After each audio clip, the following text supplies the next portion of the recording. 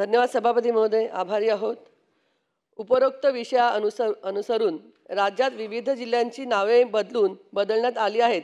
याच धर्तीवर शिवभूमी पुणे जिल्ह्यातील पिंपरी चिंचवड शहराचे नाव राजमाता जिजाऊ नगर करण्यात यावे अशी मी मागणी करत आहे। तसंच शक्तिभक्ती प्रतिष्ठान व इतर समाजाच्या वतीने सुद्धा ही मागणी होत आहे।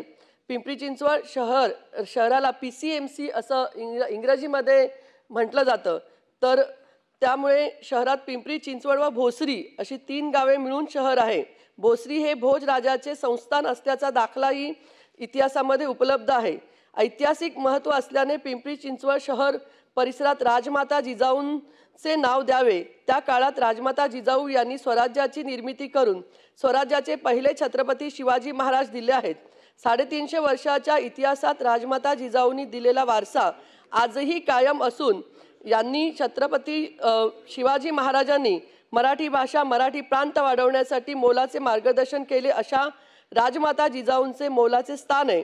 श्रीमंत छत्रपती शिवाजी महाराजांची व सद्गुरू जगद्गुरू संत श्रेष्ठ श्री तुकाराम महाराजांची भेट चिंचवडमधील मंगलमूर्ती वाड्यामध्येही झाली होती। हा चिंचवडचा इतिहास आहे।